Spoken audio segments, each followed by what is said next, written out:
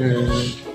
Tuh teman-teman, kita enaknya buat materi tentang apa? Buat ujian praktek PKN. Dasaran nggak ini? Gimana ya?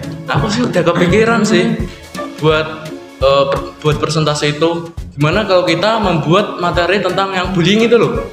Jangan, itu udah pasaran mainstream banget, mending cari yang lain aja. Oke. Nah, terus apa kita harus membuat materi penyimpangan hak dan kewajiban? Terserah lah, ikut. Tapi materi itu nggak cocok buat zaman sekarang. Dan kehidupan kita itu sudah maju. Ada saran lagi nggak ya? Terus gimana ya?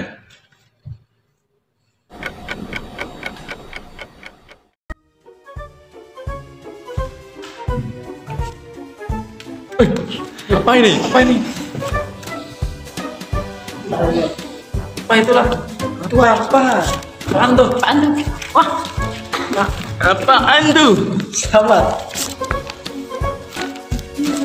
Aha, apa kita buat tentang ini aja? Apa itu? Iya. Pengaruh kemajuan iptek. Pertama, pengertian iptek. Iptek adalah singkatan dari ilmu pengetahuan dan teknologi. Iptek memiliki pengertian bahwa ilmu yang mempelajari tentang teknologi dalam lingkup pengetahuan.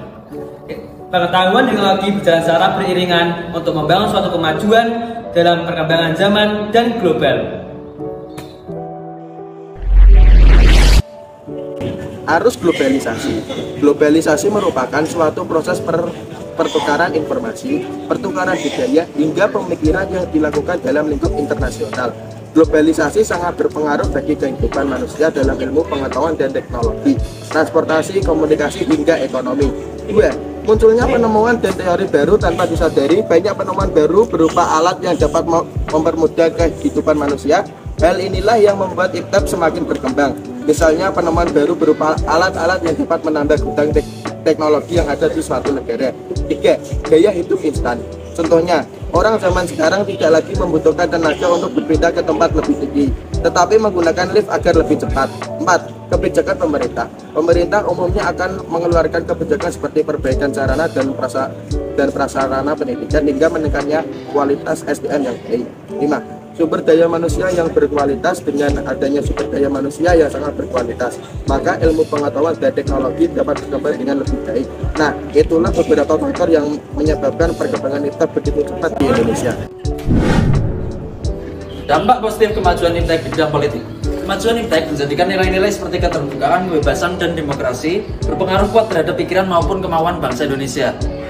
Dengan adanya keterbukaan, dimungkinkan akan dapat mencegah praktik KKN, korupsi, kolusi, nepotisme, sehingga dapat dicapai pemerintahan yang bersih dan berwibawa. Dengan adanya kebebasan, tentunya dalam artian kebebasan yang bertanggung jawab, maka setiap orang dapat meningkatkan kualitas dirinya dengan kreativitas dalam kehidupannya, tentunya dalam hal-hal yang positif. Sedangkan dengan adanya pemerintahan yang demokratis, sangat dimungkinkan akan meningkatnya kualitas dan kuantitas partisipasi politik rakyat dalam penentuan kebijakan publik oleh pemerintah. Kemudian dampak positif kemajuan iptek di bidang ekonomi, diantaranya meningkatnya investasi asing atau penanaman modal asing di negara kita. Kemudian makin terbukanya pasar internasional bagi hasil produksi dalam negeri, mendorong para pengusaha untuk meningkatkan efisiensi dan menghilangkan biaya tinggi. Kemudian meningkatkan kesempatan kerja dan devisa negara, meningkatkan kemakmuran masyarakat, dan menyediakan dana tambahan untuk pembangunan ekonomi.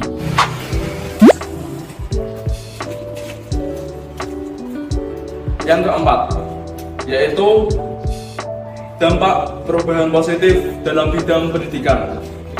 Itu misalnya kita dapat memberikan kemudahan dalam mengakses informasi, terus memudahkan proses komunikasi kita dalam belajar mengajar, terus memudahkan media pembelajaran bagi pelajar dan guru, terus menghemat waktu saat mencari informasi dan memunculkan berbagai media berdiskusi bagi para pelajar. Itu pengaruh dampak positif dalam perkembangan iptek. Terus ada juga dampak positif dalam bidang budaya, yaitu misalnya tahap pendidikan resmi semakin naik dan jalan pendidikan semakin rata. Naik drastisnya mutu pendidikan hingga banyak orang yang bisa menghadapi perubahan sosial budaya. Terus juga kita dapat tahu budaya asing atau budaya luar itu bagaimana kondisinya. Itu dalam kita mengakses internet, kita bisa tahu semuanya budaya-budaya luar.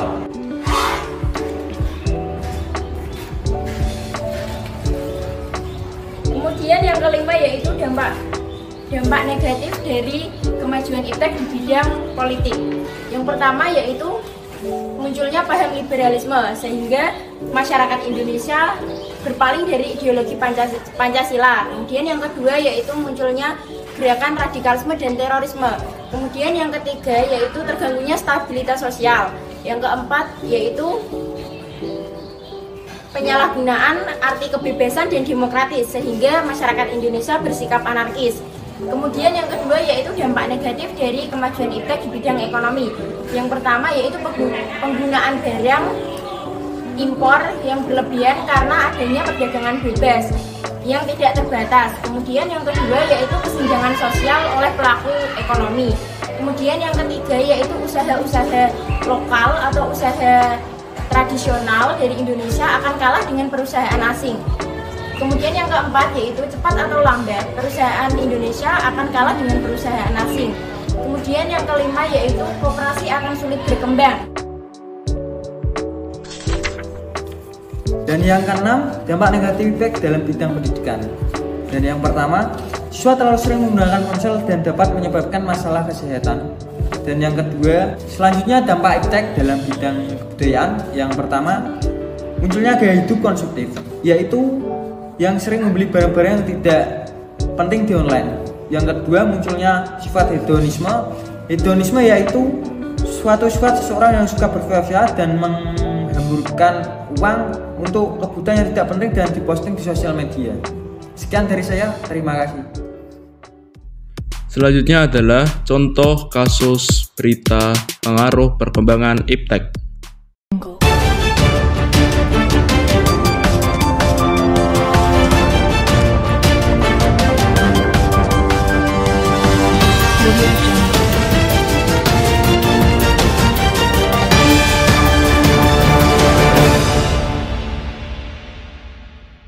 Selamat siang pemirsa, berjumpa lagi dengan saya Rifki Abdullah dalam acara seputar berita edisi Kamis 16 Maret 2023 untuk menggambarkan berita-berita yang teraktual dan terpercaya yang kami rangkum dalam seputar berita pagi ini. Pemirsa, kemajuan ilmu pengetahuan dan teknologi pada zaman sekarang sangat berpengaruh pada kegiatan dan aktivitas masyarakat sekarang. Khususnya pada generasi muda banyak yang beralih ke aktivitas online, lebih tepatnya ke sosial media. Lebih tepatnya adalah TikTok. Kebiasaan ini menimbulkan banyak dampak, salah satunya yang sedang marak adalah kebiasaan parkoy atau sering disebut dengan sindrom parkoy. Untuk lebih lanjutnya, reporter kami telah mewawancarai salah satu korban sindrom parkoy. Baik, kami akan beralih ke reporter di TKP.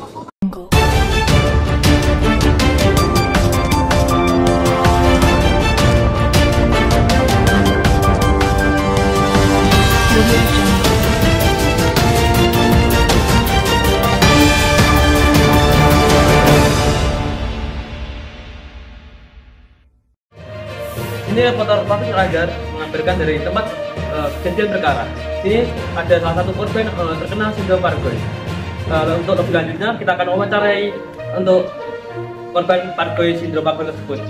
Eko, ayo kita ke saya. Mas, apa motivasi Anda atau faktor yang mempengaruhi Anda untuk melakukan sindrom parkoy ini? Gak tahu. Terus tanggapan orang tua Anda gimana? Terserah saya atau terserah saya. Oke, karena jawabannya dari korban yang tidak jelas, kita lanjut ke tanggapan orang tua dari korban tersebut. Lanjut.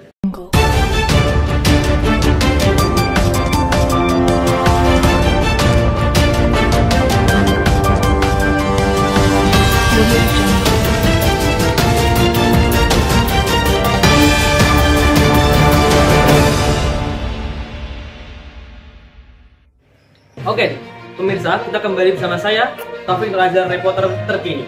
Sini kami akan mewawancarai setelah bertemu dengan salah satu orang tua dari korban sindrom parkoy tersebut. Sini ada bapak dan ibu dari korbannya. Kita akan mewawancarai. Let's go. Sini ada bapaknya korban. Ini juga bapak siapa? Saya Isam. Bagaimana tanggapan Bapak Isam tentang anak Anda yang ketika terkena atau terkena sindrom Pargo ini dari TikTok? Menurut saya malah bagus karena kan Pargo itu full gerak, jadi badannya jadi kencang, jadi sehat. Ya, sehat gitu. Oh, berarti Bapak ini suka kalau anaknya Pargo. Terus Ya. kalau misal anaknya nggak ada perubahan atau misal kalau Pargo di rumah nggak mau makan, nggak mau tidur, gimana? Itu juga agak buruk sih sebenarnya, tapi ya yang namanya Pargo itu ya bagus lah kalau sehat tuh Pargo. Berarti kalau misal ada sekolah yang membiayai Pargo ini, berarti Bapak mendukung? Ya, saya sekolahkan anak saya di sana. Oh, baik, terima kasih. Ini kita lanjut ke tanggapan ibunya. Ini dengan ibu siapa? Saya ibu Pak Dian. Bagaimana tanggapan tentang anak Anda yang suka Pargo dan tidak tahu waktu? Saya sangat prihatin kepada anak saya karena siang malam tidak mau makan nasi. Hari-harinya hanya membuka HP dan bermain TikTok, membuat video Pargo. Saya tiap malam menangis terus-menerus meratapi nasib anak saya. Sangat berbandingkan dengan bapaknya. Oke, berarti perubahan apa yang akan Anda lakukan ke anak Anda?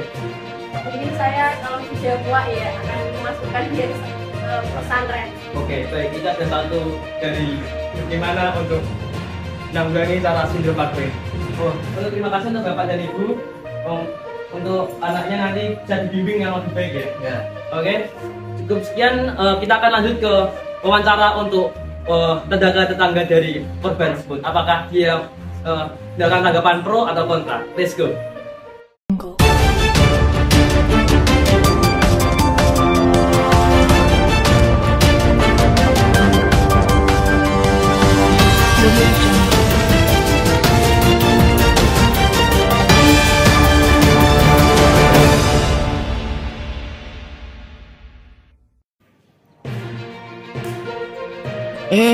Udah mulai.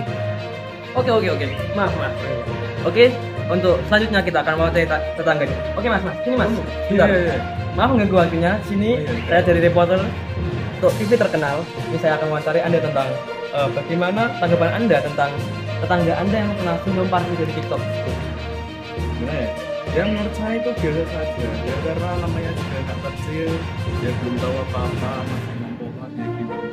Oh, terus bagaimana pribadi Anda tentang tanggapan Anda tentang apakah Anda terusik dengan kegiatan dia yang melakukan Pargo tetap tidak tahu waktu? Ya sebenarnya ya enggak terusik sih. Kalau dia Pargo di dalam rumah ya rumahnya sendiri saya enggak terusik. Yang penting jangan sampai maling sepeda motor saya. Oh, berarti sini desanya aman, tidak ada maling tapi tetap Pargo. Oke. Terus apakah Anda tahu tentang tren TikTok Pargo ini? Apakah Anda ikut tren tersebut? Mas, saya nggak tahu, saya sudah tua ini enggak. Kalau saya nggak tahu apalagi bisa Pargo. Oke Mas, terima kasih. Oh, iya. Oke pemirsa, cukup sekian wawancara dari beberapa tanggapan dari korban-korban dan orang tua. Mari kita lanjut ke host TV kita. Let's go.